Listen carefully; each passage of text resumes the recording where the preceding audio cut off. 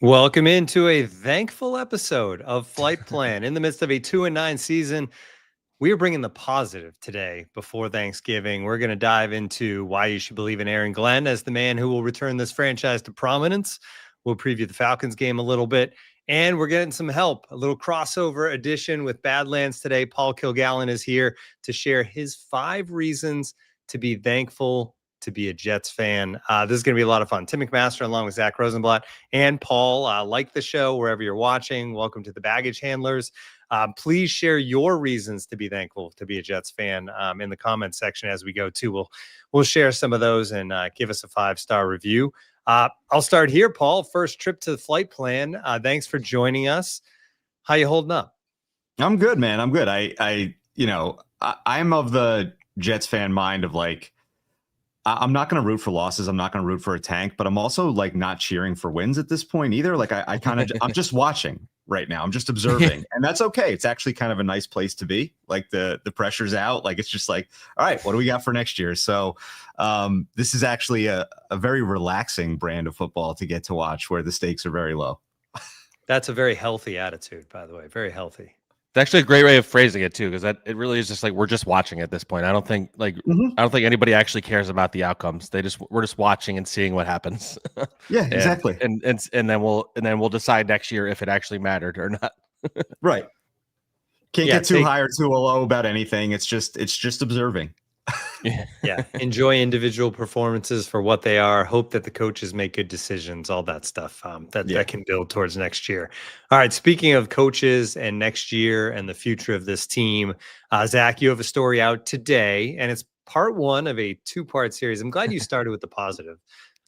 Basically, reasons to believe in Aaron Glenn and this regime that they will be the ones to turn around this franchise. Now, you're later going to have the opposite reasons to fear the future, I guess. But we're going to stick to the positive one today, which is out, and we're going to go through these kind of one by one. And I love the way this breaks out because we have Zack, you bringing the journalistic side of this, and then Paul just more like the fan viewpoint too on how you feel about each of these things. So let's just go. I'm just going to go through them, Zack, the way you broke them down in your story. Number 1, and to me this may be the most important one because there's been plenty of opportunities, but this team has not quit on this season and on this coaching staff. That I was waiting to see if that would happen because I wasn't ready to criticize Aaron Glenn like fully for the first half of the season. I think he needed to show a lot of improvement, but I think the fact that, look, fighting when you're 2-9, I don't know how excited that gets you, but like staying together and like nobody's really like, gone out and criticized decisions or which they did with the previous staff, or whether subtly or not, on Twitter and things like that, or in the media. And you just don't see that happening. They're all staying on message. Even a guy like Quincy Williams, who I know was not happy that he was benched, like is still saying the right things. So his brother was traded. Yeah. And his brother was traded, and he's playing his best football now. So there's something to be said about all of that. And, it's funny, like it's the locker room vibe after these games is the weirdest I've ever experienced in my career. Cause it's like, it's not that nobody cares. Like they're disappointed that they lose, but like, it's not like anybody's beating themselves up about it either. They're just like, we all kind of know that these games don't matter. So they're kind of like, they're competing, but like they all are looking towards the future too. So I don't know if you view that as a positive or negative, but anyway, for all the criticism I've given Glenn over the course of the year, I think he deserves credit for keeping everybody together. Paul, what do you think? I think the 2 most interesting like use cases of this are Quincy and Brees. And the Quincy quote that you had in the article was great, where I think he said, I'll just read it. Belief comes with trust. If I have a coach that's changing his mind just because it's not going his way, then I can't believe or trust that. So just being able to remain on message no matter what, like that's important in any job that you're working. I always try to like compare it to just like working a regular job. Like if you have a boss who's all over the place, that's a little bit tough to live with. And if a guy is just saying the same thing all the time, no matter what, and especially with all the circumstances around Quincy, with his brother getting traded and him getting benched, for him to still feel that way about Aaron Glenn is really impressive. And I think the other one is Brees Hall, where there have been coaches here in the past, not to name names, but who have tried to communicate that message to Brees Hall. unsuccessfully. Saleh did it, at a podium, unfortunately, and it just didn't work. Like, it just didn't work. And I think a lot of fans have had, I'll call it like, issues with the way Brees kind of acts and talks sometimes, body language wise. And for him to kind of have the arc of what like the first 8 games of the season was, and then to see on the sideline Aaron Glenn calling him a workhorse and like putting his arm around him and be like, he's kind of like reshaped what Brees is. Like, he's gone from like this flashy kind of home run back to, no, dude, like, we're going to give you the ball 30 times a game and you're going to like it and you're going to do all of it. And we're going to put it on you because you're the most important player on this team. And to see Brees embrace that, not only in the way he's playing, but also in the way he's talking after games, has been really awesome. Yeah, after it seemed like he wanted out at the trade deadline when these other guys were leaving. Now that we're past that and he's kind of bought in. All right, number 2, coaching progress. Hey, we called out Aaron Glenn a lot the first half of the season for game management, clock management, just decisions on when to go for it on 4th down and when he wasn't going for it. There was a lot of that stuff. There's been less. It seems like it's starting to click. And I mean, you can be a coordinator in the NFL and you can learn a lot about leading men and coaching up players and all that stuff. But when it comes down to like, you got the headset and it's the last 2 minutes and you're making the call, like, there's no real way to prepare for that. And I do think that he's learned from the mistakes. Yeah, I mean, they were pretty disastrous before halftime for the first like 7 weeks of the season, and they've gotten a lot better just before half. I think his decision making's gotten better. I think he's pushed a lot of the right buttons in terms of like lineup stuff and motivational tactics. Like, I mean, you look at, they cut Xavier Gibson and didn't bring him back, but you cut Isaiah Williams and forced him to fight his way back to the roster, and he's been one of the best punt returners in the NFL. Quincy Williams gets benched, comes back and has had his best 3 or 4 game stretch of the season. I think he's just starting to push the right buttons. He was clearly learning on the job, I think, the first like 7 weeks. Which was a little alarming, but we at our like midway pod, I was like, I'm not ready to like say I'm not confident in him going into next year. Like, if he shows progress over the last half of the season, like, it's a 17 game season. That's why all the people who are like right out of, he had a bad game in London, people are trying to fire him, and they kind of stuck with that because once you have a hot take like that, I think a lot of people just decide they need to run with it for the rest of the way. But it's undeniable, whether you like him or not, it's undeniable he's gotten better coaching in game. I think his coordinators have gotten better. Wilkes, I still have some issues with like the lack of adjustment, but I think the defense looks like they're better coached. And Engstrand, I think, is learning, and Bandrio has been a star so far. So this is what you want to see for a team that, like, the season's lost. You're going into the next season. This is, I know everybody gets mad when Glenn brings up the Lions journey in 21 to 22 and all that stuff, but this feels similar. Like, they were losing close by the end of that first season, and then the next season they started off the season losing, and then they turned it into winning. And if they get the right pieces in here and they get the right quarterback, which obviously is going to be the number one topic for my next story, the lack of quarterback. But yeah, I think you could feel good about his progress as a coach. Yeah. Xavier Gibson, by the way, who has played for 2 other teams in the tri-state area since he was cut and fumbled again in a very, very visible spot. Man, I saw a stat the other day. I don't know if I believe this, but it said like he's got 12 fumbles, and the way they broke it out, it was like essentially he's fumbled on like 30% of his touches in the NFL, which is insane. Right. And I think like he brings in Isaiah Williams and everybody's like, this is the exact same guy, but he's worked with them and it's improved. And the way you said it, Zach, like pushing the right buttons, but also pushing the right buttons at the right times. It's easy to sit here on the sidelines and be like, how could you do that at the end of a half? Right. But when the bullets are live and things are flying around and this is your first time doing this job, like it gets crazy, right? It's real. And so I don't fault him for not having all the right answers in his first encounter of all those experiences, but to watch him improve has been, it makes me feel good. Right. And so that's really all I'm looking for is like, do you learn from mistakes or do you do the same things over and over again? A lot of the problems I had with Gase and Saleh were like, you make mistakes, but then you just make the mistakes again and again and again and again. And so to just see that like incremental ball moving is impressive. And on the coaching hires, I think most of them has been good. I have a theory with Wilkes that he just didn't want to be involved in the defense this year. Aaron Glenn, meaning like, I have too much to do learning how to be a head coach for the first time. I can't be involved with this defense also. So I just need a veteran. However unexciting it might be in terms of scheme, I just need somebody who's going to handle it like a pro. And I'll figure it out next year. And if they do move on from him, it'll be interesting to see what kind of talent he can attract for that position. Like, can you go out and get a big fish in Jim Leonard, or do you have to settle again? And so I think that'll be a big hire if it's open and available this offseason. Yeah, it'd be interesting to see if he's more involved next year too, like you just said. Okay, number 3, a shrewd general manager, and you can kind of go through it. Not every move has been great, obviously, Justin Fields, but there's a whole lot of positives here, from Brandon Stevens eventually working out and looking like a solid player. Nick Folk, Austin McNamara, Josh Myers, those are like the free agents. And then you have a solid draft that they put together last spring. And then the fringe guys, which are maybe the most impressive, especially lately, right? With like Mechie seemingly looking like a guy who's going to be here for a while. So I'll start with you this time, Paul, and the moves that Darren Muji has made.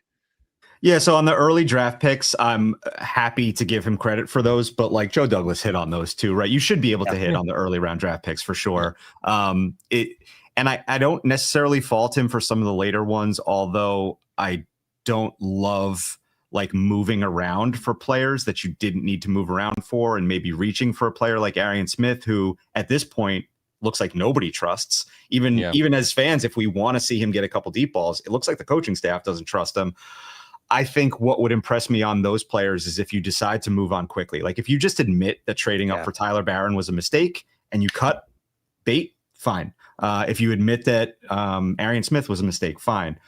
But yes, the willingness to reshape the roster at the scale that he did during the season, and not just waiting for the offseason to be like, well, we're going to have to turn over 35 bodies in the offseason. Like, that's a tough job to do. So to get a head start on that, accumulate picks, accumulate guys who are under control for multiple years. He's acquired like 7 guys who are under control. They don't have to do anything to keep them. Has been really, really impressive. And you're starting to see a player profile develop with some of those moves, whether it be reclamation guys like AD and John Mechie, or guys who are kind of earlier on in their rookie contracts but haven't popped with their new teams due to crowded position rooms like Briggs, or a guy like Brownlee, who the Titans GM came out and admitted, like, we don't have the culture to support what's wrong with Jason Brownlee, which I thought was a crazy thing to say about your own team and about your own player. They've kind of like developed a profile for who they're going out and looking for. And I think, to put it in a word, like, and it's an overused word in the NFL, but like, they're going out and they're getting like dogs who they like to fit into this roster. And they're peeling away some of the, I don't want to call Sauce Gardner like soft is not the right word, but like they're peeling away some of that like untouchable player star potential for just like guys who are lunch pail guys and will get it done. And so I think it's been really impressive what he's done. Yeah, I mean, like those trades he made, like, we still don't know what you have in Mechie and AD Mitchell really, but let's say one of those guys becomes a contributor next year. I think you could feel pretty good about, I mean, Brownlee's been up and down, but I like his potential. So let's say you feel good about him as the nickel. You feel good about Harrison Phillips and Juwan Briggs, who I think have been absolute home runs, both in terms of how they play. They complement each other really well. And Harrison Phillips is already this team's leader, like, immediately. And they've needed him in that locker room, like, financially. So that means you have, let's say, 3 starters at least, and maybe a 4th contributor. And I think combined, they'll make less than $10 million total, and 7.5 of that goes to Harrison Phillips, like, cap hit wise. So you have $90 million in cap space, and you might have just filled at least 3 starting spots with quality players, on young guys on contracts where, I think Brownlee is through 2027. Briggs, he's going to be an exclusive rights free agent, but that won't cost anything. If you bring back Mechie, he's a restricted guy. I can't imagine his tender will cost very much. And AD Mitchell also is not costing much. So, like, you didn't hamstring yourself at all. In fact, you gave yourself more flexibility if these guys work out. So I'm really impressed by those moves. Like, to Paul's point, like, Joe Douglas also made some good between the margins move over the years and the waiver wire and finding some quality guys. But doing it in a lost season like this, like acquiring talent instead of only trading away and not giving up anything for it, like day 3 picks, you should be willing to give them up for guys under contract that you have seen contribute in the NFL. And so, like Muji, I'm really impressed with the way he does those things. Now we're going to have to see how he handles having $90 million in cap space. How does he do when he does go on a spending spree? How does he do evaluating quarterbacks in the draft class? Like, these are all questions, but like he does everything he's done has logic to it. Like, even Justin Fields, there's logic to everything Muji does. And so I'd go into the offseason feeling good about your GM, but we haven't seen him in the year 2 yet. So we don't know what it's going to look like. All right, so we can move this quicker. Let's bounce back and forth between you guys. Up next, stable offensive line, Zach. Yeah, it's not that complicated. I mean, you have Membu, I think, looks like a star. Fashanu has kind of leveled out. I think Tittman has come into his own as a right guard. So you have 3 out of 5 starters. I think you just choose between Simpson and AVT for left guard, and you go and get a center, whether it's bring back Myers or spend big on Linderbaum or something like that. But I think the offensive line is the most appealing part for this team going in the next year, because they haven't had one where you feel confident when you drop a quarterback in there. Maybe since the 2010 Mark Sanchez, Nick Mangold, DeBrickashaw years. So feeling good about the offensive line is a weird place to be. That's someone who covers the Jets, I would say. Yeah, it's really nice. I'll keep mine simple. Joe Tittman's a guard. He always should have been a guard. And I think the AVT injury was like, I don't want to ever call an injury a blessing in disguise, but like the ability to move Joe Tittman to guard and to see it for a full season and be like, okay, he's a guard now, we have to go find a center, I think is great. And hey, coincidentally, one of the best free agents out there is a center that we probably should have drafted a few years ago. So if they go out and get Linderbaum, I think everybody would be really excited about that. And you decide which of the 2 guards do you want to keep. They both have a little bit of risk on them. AVT's is with the injury, but he's a much better player. I think everybody likes John Simpson's personality a lot, but there are some flags that come with that. And so, pick one of the guards that you want to keep, Tittman, and then go get a center. All right, next is special teams, which I feel like we can just kind of skip over because we've already kind of dug into it a little bit. Defensive tackles emerging in a season in which you traded Quinnen Williams, Paul, is a nice thing to see when these are 2 guys that we didn't know, weren't part of this team a year ago. Yeah, I mean, to 2 guys, I think it was like the night before the season started, essentially, or close to that. Late August, yeah. Yeah, so to have Harrison Phillips and Briggs come in and both of them I think Harrison Phillips early was kind of like a vocal leader, like he was immediately in front of the media saying the right things, and Juwan Briggs has kind of slowly come on, and I think even people who pay close attention to the NFL were a little not fully understanding Briggs's value. Like everybody was like, oh, he's like a big young run stuffer. That's something that the team has needed for a long time. Good running mate for Quinnen.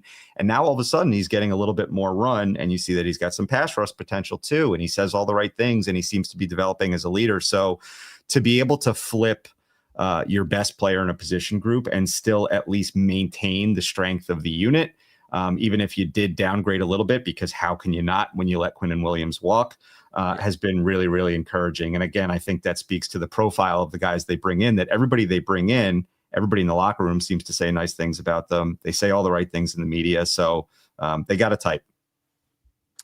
Zach, this is a team that can't throw the ball, or for most of the season with Justin Fields could not throw the ball, yet they've still been able to run the ball, which is I think pretty impressive. Obviously it's a tribute to this offensive line and also to Breece Hall, but and also just to the way they, I think, have schemed the running game. Yeah. I mean, I think there's something to be said about when the other team knows you're going to run it, and they're still, for the most part, been able to do it. There's some weeks where it's like the Ravens game, they didn't run the ball especially amazing, but I think Breece, you were talking about him earlier, like he's running with a lot more like certainty. He's running with a lot more strength. He's not like avoiding hits as much anymore. And so I think he looks more like he did as a rookie than ever before. Maybe not the same explosiveness. I think we haven't really seen him break like a huge run yet, but I think that's a big reason why I think Breece will ultimately be back next year. They really like him. And, having Justin Fields as your quarterback does help the running, but I think this is going to be their identity. Even as they find their quarterback, they're going to want to run the ball. And the fact that Tanner Engstrand is very clearly good at scheming up the run. Like there's still, he has his ups and downs in the passing game, but I feel good about the running game going in the next year, I would say. All right. And then one more thing to hit on, and that is close losses. They've actually been in a lot of games. They haven't been pretty games. They've been in a lot of ugly games, but I'd love the fan perspective, Paul, on that and the way this team is lost, because hey, early in the season they were similarly like pull your hair out close losses, right? That we're way too used to with this team, but they've still been in a lot of games. So does that mean with a team that's this young that we can just like play that forward to like, okay, you start to win close games? I keep saying this year, like every time there's a close loss, everybody does like the no moral victories thing. And I'm kind of like, why not? We haven't had real victories in 15 years. Like, what are we talking about? Of course we're okay with moral victories. I'll take them. And so, yeah, I think, look, it all is contingent upon, is there a light at the end of the tunnel? With Gase, it never felt like there was. With Saleh, it did briefly, and then it just like the light seemed to be getting further away, not closer. And so you lose that like tolerance for the close losses. With Glenn, I think he has enough fan equity from his playing days and from his kind of team legend status, which, by the way, he almost burned up in the first 6 games. Like it was almost all gone, but I think he's done a good job replenishing it a little bit in the last few weeks. But the light at the end of the tunnel still feels close enough that you can live with it. And you're like, okay, like they showed some fight there. They didn't go away. They went. I mean, everybody circled the Ravens game at the beginning of the year like they are going to get mashed by Baltimore. There is no chance that they're close in that game. And they had a lead at halftime. And so, yeah, I can live with it, I think, as a fan. All right. Falcons this week.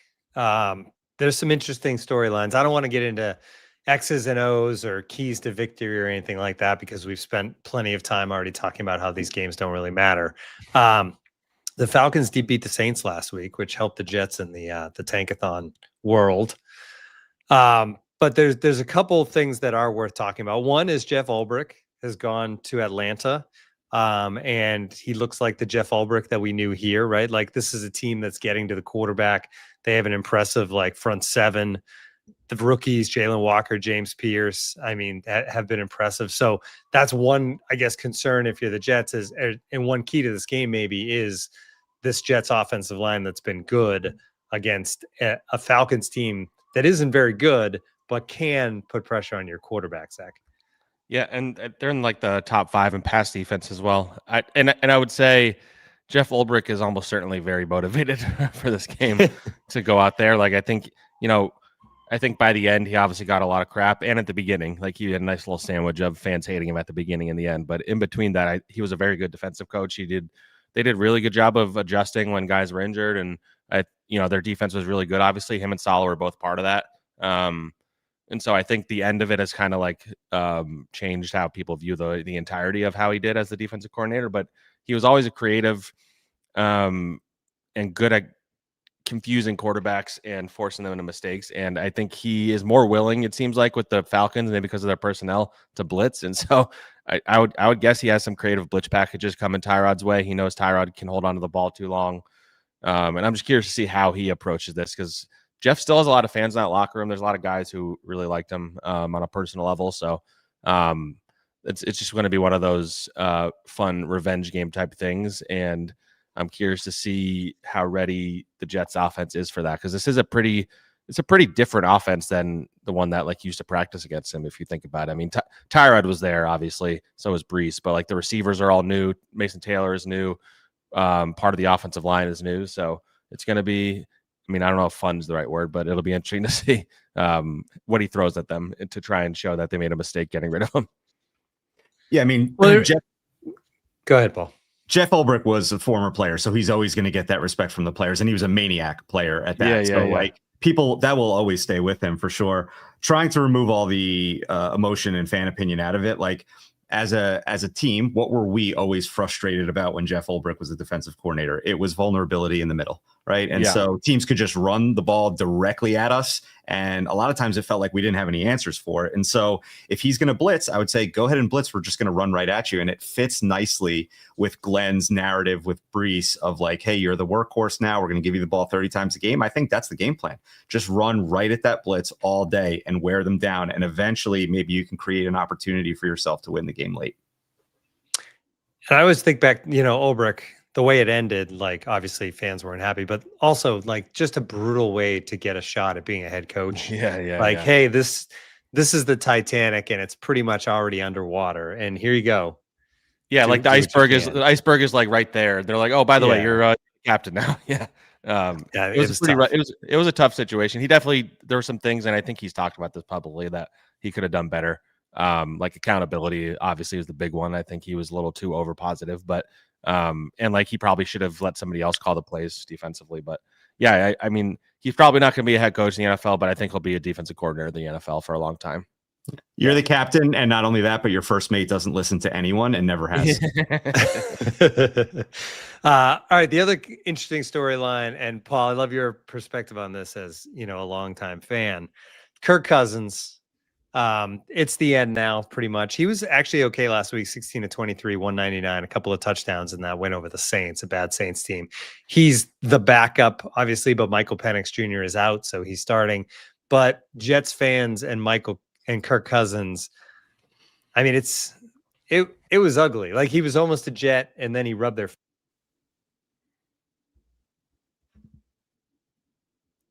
Sorry, I think You're back. We can hear you. He was almost a Jet, and then he kind of rubbed their faces in it. Yeah. So first of all, like, generational bag chaser, like, good for you. Get your money. I will never fault anybody for getting their money. My problem with it is that he had like half this fan base drooling over a guy who looked like he put up some good numbers in Minnesota, but he was never like one of those. He was never in that tier one of quarterbacks, and he got money like he was, and good for him for doing that. Where my problem is that he filmed it all. He filmed the phone calls with the Jets. He filmed the process. He was very open about the fact that he was never playing for the Jets, and this was purely a negotiation strategy.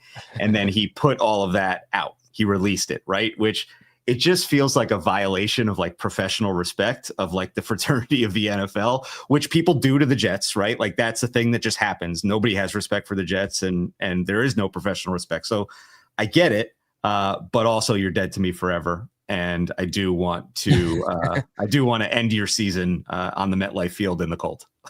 I have heard the narrative that like this is his tryout to be the Jets quarterback next year. I just can't see a scenario where they would want Kirk Cousins to lead your offense, but I don't know. Maybe they like his leadership or something. I don't know. I mean, he was a good quarterback, and then he got Kevin O'Connell, which made him seem way better. And Kevin O'Connell and a great receiving cast in Minnesota. And then speaking of chasing the bag, right? He goes, it kind of caught up with him, Paul, in a way. Like, he went to Atlanta for the cash, and then they draft a quarterback in the top 10 to basically take the job that they signed him to do. Which was dumb from a franchise standpoint, but like maybe like some poetic justice for Kirk Cousins to sign the money for the big. And both of them might not be their quarterback next year now either, which just makes that decision even funnier. Yeah. I'm actually glad you brought up Kevin O'Connell, because I think that was one of my favorite parts of Zack's article this morning was when Harrison Phillips got traded, Kevin O'Connell went to him and was like, hey, dude, you're in good hands. Like, Aaron Glenn's awesome. They worked together on the 2015 Browns staff.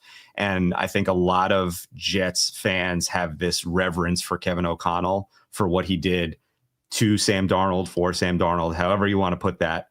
That like he is a god in the coaching world to be able to take that player and turn it into the player that we see now. And so to have that vote of confidence from him, I think will mean a lot to Jets fans. Just can't do it with JJ McCarthy for some reason. Yes, something in the way there. Zach Wilson. All right, here's the moment we've all been waiting for, Paul. I don't know if you just want to take it away, but we tasked you with picking the 5 moments that make you thankful to be a Jets fan. And I believe this is like a historic thing too, right? Not now, but like just overall being a Jets fan. Yeah, 5, I'm gonna go way back. Okay, 5 reasons to be thankful. The stage is yours. So I'll start with kind of the foundation of it all, which is Joe Namath, right? Joe Namath was important to the franchise, but also important to the league as a whole. Like, that Super Bowl III proved the viability of the AFL. It was very much considered a secondary bottom tier league at that time. And he kind of elevated the Super Bowl to being the cultural phenomenon that we see today. And there's a lot of things that happened in the middle, but that was kind of the first domino to fall. And he's important to everybody. That was also pretty early on in the Jets being a franchise. He's important to a lot of people around here. I personally, my middle name is Joseph. It's after Joe Namath. That's not a bit. That's real. And so like he has huge cultural importance to this fan base even today. So I think you have to start there. Number 2 for me is Bill Parcells. And I wish he stayed longer. That's the only thing I can say is that I wish he stayed longer. Sometimes the coach that builds the infrastructure isn't the coach that wins. But he took basically rubble and built like a 15-year winner out of it that even outlasted after he was gone. Like it almost, I don't want to say it didn't matter what coach you installed after that, but the infrastructure was so good when he left that they were able to basically be in the playoffs at a 50% clip for like the 15 years after he left. And we only started to see that degrade like 15 years later when a lot of that infrastructure started to get ripped out and the reporting structure stopped changing. It's relevant to me this morning because I'm a UConn graduate, and their football program just got resurrected by Jim Mora, and then he left. Yeah, he went to Colorado State, and so that it's like the message is kind of resonating in my mind this morning of like sometimes the guy who builds isn't the guy who stays to win, but thankful for the building that they did because that program is now back. And sometimes you get a Dan Hurley who builds and wins, and he can do both of it. And I think we'll see what Aaron Glenn is. Is he a builder? Is he a winner? Is he both? Is he neither? Like, I think kind of all options are on the table right now, but if he can build, I think people will be grateful for him forever. Next, I'll go kind of like modern player category. And for me, it's Corbett, Keyshawn, and Curtis are kind of like the 3 wise men of current Jets fans. Corbett, I met at training camp when I was a child. I don't even know how old I was, but it was still at Hofstra. And my family won tickets on a radio contest. I think we called into K-Rock or something. And so we went there and Corbett invited us to sit at his table, eat lunch, spend a lot of time with him. Couldn't have been nicer. He was from a town called Garfield in New Jersey, which I played against in football when I was a kid. So it was very much like you're seeing somebody who grew up in your area, like you're kind of seeing yourself, right? And he was consummate good guy the whole way. Keyshawn, kind of the opposite of that a little bit. Like he was flashy, he was a star. But when he got here and he scored his first touchdown, I'll never forget it. I was in the stadium. He spiked his helmet and then he turned to the crowd and did a gladiator, are you not entertained? And the stadium had been sleeping for 10 years. And that was kind of the start of the wake up, was that moment. And regardless of how it ended with him, he'll always be remembered fondly. And then Curtis Martin, I don't even know what you need to say about Curtis Martin. Just stud, sneaky, one of the best lunch pail guys that has ever existed in the NFL. Never flashy, always a good person. Just kind of walked his way to getting 1,000 yards in his first 8 or 9 seasons. Got to second all time on the rushing list behind Emmitt Smith pretty quietly, was part of a lot of Jet playoff teams. Then I'll go to Rex Ryan. Controversial, but man, that was so much fun. For 3 years. It was so much fun. They were winning. They were beating people up physically. And then he would just talk shit about it. Yeah. And it was a Doesn't position happen anymore either. Yeah. We had never been in that position before. And we've never been in it since, where not only were we good, but we were outward about being good. And we weren't ashamed of it. And we were just yeah, we're going to come in and kick your ass. And that's what it is. Right. And it all kind of fell apart and it got very old before he left. I think by the time he left, people were oh my God, dude, please stop talking. Funny enough, the last time the Jets beat the Falcons was 2013 with Geno, which was kind of the end of Rex. I remember I was working in the city at that time and I was commuting in on, I think it was Tuesday morning, because I'm pretty sure that was a Monday night game. And there was a video billboard of Rex and Geno hugging at midfield from the night before. And I remember that was kind of one of Rex's last good moments as the coach of the Jets, because they were 3-2 at that time. It was still early in the season. And so that's my 5. And then I'm going to give you a bonus one that is not there yet, but maybe someday we'll look back on it differently. And I'm going to call it the 4 horsemen of the Jets apocalypse. And it's Adam Gase, Joe Douglas, Aaron Rodgers, and Zach Wilson, because there are no 4 people who signify the current mess that they're in more than those 4 people. And at some point, maybe we can look back and say that those 4 people bottomed us out so hard that we had no choice but to just change and try to do something better. Woody got embarrassed enough There was articles written, like it got so toxic and so bad that like they had to change. And so maybe someday we'll think of it that way. That is a wishful thinking. All right, we got some from the chat. Michael Dunn 1A had 5 reasons: builds character, builds character, builds character, builds character, and builds character. That's good. Christian Avalos, I'm thankful for a solid O-line with 2 young tackles. There you go. Danger Zone, I'm thankful for 5 first-rounders to keep me off the metaphorical ledge. And finally, Jesus Jerry, I'm not thankful. I've woken up at 3 a.m. for 22 years to watch Jets games live. I could have done with the extra sleep. So obviously he is overseas and really dedicated. So shout out to those guys. They didn't take the project seriously, but at least we got some current ones in there. Mine were all historic. So it's nice to hear it's some hard current to reasons to be grateful. Current's harder. Yeah, there's not much recent stuff. I mean, I like a year ago, we maybe would have said like the 2022 draft class or something, but it's already gone downhill to a degree. I mean, with Sauce gone and all that. But I did want to say, I feel like Rex Ryan should be thankful for Eric Mangini for building that roster for him. Yeah, for sure. Yeah. I mean, talk about like what we were talking about with Parcells and Mora and Hurley earlier. Like Rex was not a builder. He was the opposite of a builder, but man, could he coach. Yeah. And he could lead for a short amount of time, I think, right? Like his message wears out on players, I think. 100%. Because it is so obnoxious, but for a short time, I think he's a pretty good motivator. All right, that is the end. Oh no, we got to do picks. Yeah, picks real quick. Why don't we just pick? I don't have the thing ready to do the full picks. Well, I do want to point out I had a great week last week. I only got like 2 wrong. It's maybe my best week of the season, so I jumped up the standings a little bit. All right. Well, we'll do a full standings update next week because I don't have time, or nobody has time to watch me try to log in to the site. The Jets line is Atlanta -2.5. I said Jets +2.5. I'm going to predict the Jets win this game. I don't have like 100% confidence in that, obviously, but I don't think the Falcons are very good. I mean, they have talent, but I don't think they're very good. So I think the Jets win this one.